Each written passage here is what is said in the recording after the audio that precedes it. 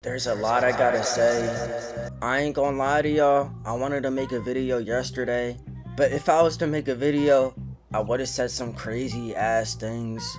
I think now I'm gonna be more objective, right? Obviously, you know what the fuck the video's about, man. Jaylen Brown to the Sixers, Paul George to the Celtics. At first, it looked like an abysmal trade. It's still a bad trade. First of all, you trade Jaylen Brown coming off his best season for Paul George. And look, no disrespect to Paul George, he used steroids last season.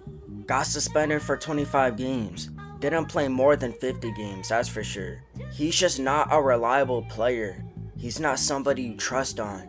And he damn well isn't on Jaylen Brown's level at the age of 36, dog.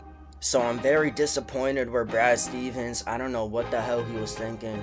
Thank God he deactivated your IG, because I definitely would have been on there saying some shit to you. Honestly, when you do reactivate that IG, I might get my shit off on you, for sure. But look, man, this team downgraded. This team downgraded really bad. Trading Jaylen Brown for PG, I'm just not with that. You got 2 firsts, one of them you don't even own, so you really just got 1 first round pick. And you got some swaps, whatever, who the fuck cares. So you really just got 1 first round pick out of this. Disappointing. Part of me thinks Jaylen Brown wanted a trade, and I can't even fucking blame him. And I'm gonna call out the Celtics fan base, and I know this doesn't apply to everybody, but I'm just talking about the people who wanted Jaylen Brown gone. Are y'all happy now? Are y'all happy about Jaylen Brown being traded for a 36-year-old washed Paul George? I hope y'all are, man, because this is what happened. Anyways, the Knicks got better in the offseason, the Pistons got better in the offseason, the Heat got better in the offseason, the Pacers got better in the offseason. And then you look at the Celtics and it's like they just traded their finals MVP from 2 years ago for a washed player. I ain't gonna lie to y'all, it's hard trusting Brad Stevens right now for such an idiotic trade. I mean, you couldn't have got somebody else, you know what I'm saying? Shit, you couldn't have got Trey Murphy for Jaylen Brown? That would have been a better trade, ironically. But it's whatever, man. I just don't see why you trade your finals MVP for Paul fucking George, a fucking podcaster. But let me be objective now.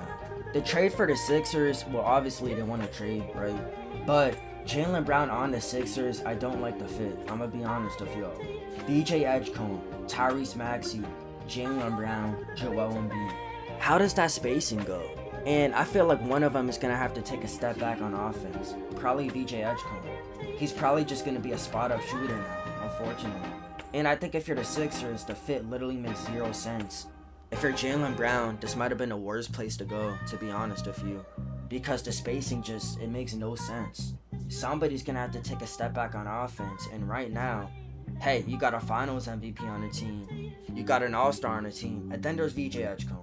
Which I'm not saying he's not great, right? Great rookie, but he's probably gonna have to take a step back, y'all. To be honest with you, he's probably gonna be a catch and shoot player, something along those lines.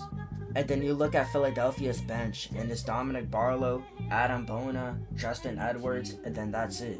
They have no bench. And when you take into account that Embiid isn't gonna play more than 40 games, it gets kind of weird. Philadelphia is a very weird team right now. Even if they got LeBron, I don't know if that's gonna move me. I'm gonna be honest with y'all. They're a weird team. But I just hope Philadelphia treats Jaylen Brown better than what Boston treated him like. Because that was disgusting. I'm gonna be honest with y'all. I'm gonna make a whole nother video on Jaylen Brown. And as a Celtics fan, appreciating him.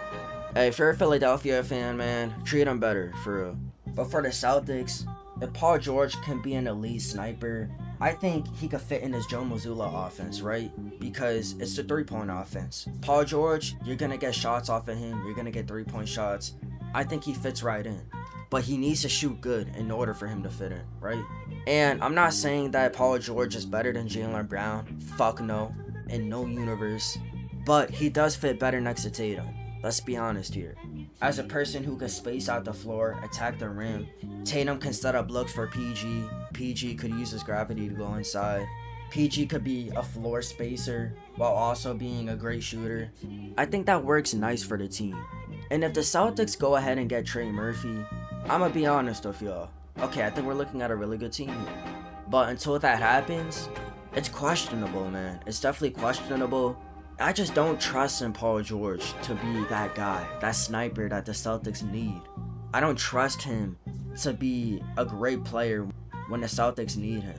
I know he went tit for tat with Jaylen Brown in the playoffs, but be honest, are y'all trusting Paul George in 2027? No, let's be honest here. I'm not trusting that motherfucker. But I don't know, we'll see how shit goes, man. If y'all enjoyed the video, leave a like, subscribe, turn on notifications, and until later, I'll see you on Mars.